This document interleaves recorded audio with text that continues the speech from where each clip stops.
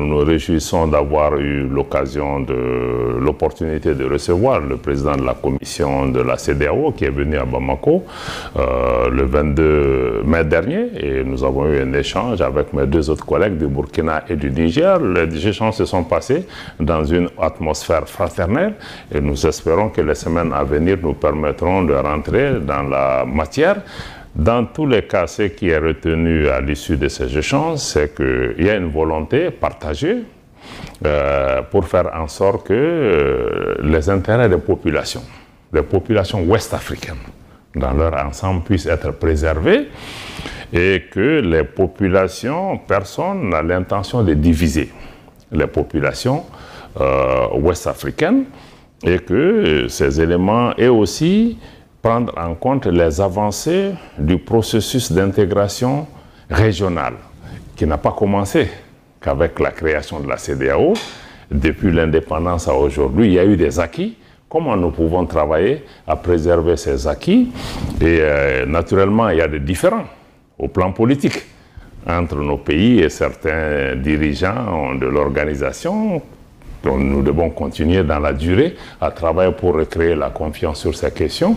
Mais aujourd'hui, nous sommes dans une dynamique de travailler à résoudre ces problèmes pour que nos populations ne puissent pas être impactées par cette situation. D'ailleurs, les chefs d'État de l'AES, en décembre de l'année dernière, ont fait une déclaration importante du Collège des chefs d'État pour dire que nos pays restent fraternels et restent panafricains dans l'esprit et souhaitent maintenir tous les bénéfices des populations ouest-africaines qui vivent dans notre espace. Et nous travaillons aujourd'hui dans cet état d'esprit à toujours mettre l'intérêt des populations au centre de nos échanges. Ça veut dire quoi, Monsieur le ministre, que les citoyens de l'AES n'ont pas à s'inquiéter, même si vous êtes sorti de la CEDEAO, que la libre circulation des personnes et des biens pourrait être poursuivie?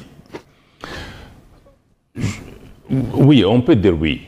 On peut dire oui, même si nous attendons d'avoir des arrangements écrits par rapport à ça. Et pour notre part, nous avons dit que nous maintenons les bénéfices pour les citoyens de la CEDEAO qui vivent parmi nous. Et du côté de la CEDEAO aussi, il y a eu des décisions qui ont été prises pour dire qu'on ne touche à rien jusqu'à ce qu'on ait des accords définitifs. Donc aujourd'hui, à ce stade, la libre circulation des personnes et des biens reste telle qu'elle, jusqu'au moment où nos pays arrivent à trouver des arrangements définitifs qui gouvernent les relations entre l'AES et la CEDEAO, mais de part et d'autre, je sens qu'il y a une volonté de pouvoir maintenir ces bénéfices pour nos populations et aussi sur le plan économique et commercial parce que nos pays sont liés pour que ces échanges commerciaux et autres qui existent entre nos pays, pour ceux qui le souhaitent, puissent être maintenus. Est-ce que vous avez espoir d'obtenir un accord global avec la CEDEAO dans la mesure où, sur le plan bilatéral, vous avez des relations en dents de scie avec les différents pays. Vos relations avec le Sénégal, ce n'est pas la même chose qu'avec la Côte d'Ivoire, etc. Les relations sont plus ou moins disparates. Bon, ce que je peux dire, c'est qu'aujourd'hui, nous sentons que beaucoup de pays de la CEDEAO partagent cette préoccupation, en indiquant que, bon, ils souhaitent qu'on maintienne ces bénéfices pour nos populations. Il y a certains pays, mais je crois que ça se réduit aussi. Il y a eu des changements importants dans beaucoup de pays au niveau de notre espace.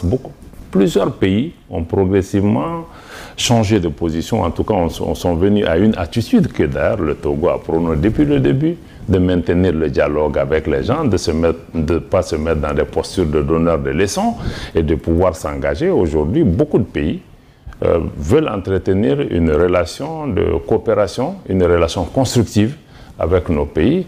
Et j'ai espoir qu'avec ces éléments, nous allons pouvoir travailler pour arriver à un accord qui préserve justement cet espace commercial que nous avons bâti depuis l'indépendance. Est-ce qu'il y a certains pays qui jouent contre vous? Ce qu'il est régulièrement dit, que des complots sont ourdis dans d'autres capitales contre l'AES. Ce sont des accusations sérieuses? Écoutez, je suis ministre des Affaires étrangères. Mon rôle, c'est beaucoup plus d'essayer de chercher des solutions. Je ne veux pas sur ce plateau citer le nom du pays, mais je crois que c'est connu de tous. Les pays voisins qui ont la main dans la pâte et qui ont choisi comme stratégie de travailler à la déstabilisation de nos pays, de servir de base arrière à des puissances étrangères hostiles aux pays de l'AES pour pouvoir tout faire pour déstabiliser nos pays. Mais ces pays doivent juste comprendre une chose. Le problème que nous sommes en train de confronter dans nos pays ne nous concerne pas que nous seuls. Et en s'amusant, ça va arriver à tout le monde. Et c'est un jeu à somme nulle. Personne n'y gagnera. Et donc nous avons intérêt, chacun, à ne pas nous mettre dans cette posture de guerre permanente, de chacun soutenir des groupes subversifs pour essayer d'abattre l'autre pays. Personne ne renverra l'autre de cet espace. Nous sommes condamnés à vivre ensemble. Et notre position au Mali et la position du président Goïta, c'est que ce qui nous unit, nous, Africains, est toujours plus important que ce qui peut nous lier aux autres. Donc nous devons toujours travailler dans cette perspective de long terme, en préservant les intérêts de nos pays. Il ne s'agit pas de questions individuelles. Nos pays sont éternels. Nos peuples sont éternels. Nous, dirigeants, nous sommes passagers. Excellence, M. Doub, autant vous êtes libre de coopérer avec qui vous voulez, les Russes, les Turcs par exemple. Est-ce que les autres pays n'ont pas la liberté de choisir leurs partenaires, notamment les Français? Nous n'avons demandé à aucun pays de chercher notre permission pour coopérer avec des pays. Mais maintenant, si vous coopérez avec un partenaire pour régler vos problèmes internes, ça va, mais vous ne devez pas servir de canon, ou en tout cas d'instruments à la main de ces pays, ou d'offrir vos territoires à ces puissances qui sont hostiles, qui envoient des éléments subversifs ou qui entretiennent des éléments qui viennent nous déstabiliser, qui entretiennent des groupes terroristes, qu'on les finance, qu'on leur donne du matériel pour venir nous déstabiliser. C'est là où le problème se pose. Si ces puissances extérieures à l'Afrique réglaient leurs problèmes directement avec nous, on n'a pas de problème. Donc on n'a pas demandé à quelqu'un, chacun est libre de choisir ses amis. Mais nous sommes jugés aussi par nos actes. Maintenant, ce n'est pas le partenariat qui compte, mais c'est ce que vous êtes en train de faire avec le partenaire contre nous.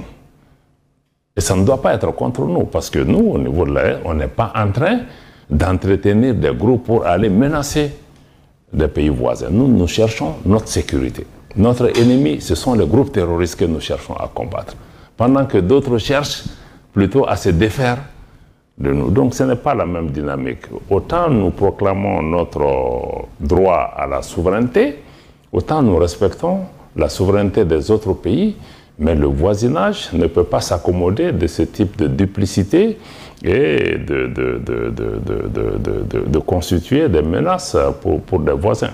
Pour apporter des preuves à ce que vous dites, pourquoi vous ne constituez pas un dossier comme ce que vous avez fait contre la France, déposé au Conseil de sécurité de l'ONU, ce qui n'a pas connu de suite jusqu'à présent? Pourquoi vous ne faites pas la même chose pour certains pays qui vous déstabiliseraient dans la sous-région? Vous savez, on le fait, hein, mais il faut aussi être réaliste. Il faut être réaliste dans ce sens que même cette démarche au niveau du Conseil de sécurité, qui n'a pas donné les suites que nous voulons, bon, a montré un peu quelque part l'inefficacité ou même la duplicité de ces organisations qui sont contrôlées justement par ceux qui nous créent ces problèmes et qui ne vont pas nous donner ces réponses qu'il faut. C'est pourquoi il faut que nous-mêmes nous organisons pour apporter les réponses que nous pouvons apporter. Parce que si chaque fois on est là à courir derrière d'autres pour des choses qui nous font même, qui constituent des distractions pour nous, je crois que nous commencerons. Ces démarches ne sont pas à exclure, que ce soit auprès d'instances internationales comme les Nations Unies ou d'instances judiciaires. Nous réservons le droit de le faire, mais nous allons aussi répondre sur le terrain à ces menaces pour protéger nos pays. Nous n'allons pas nous asseoir, nous n'allons pas croiser les bras.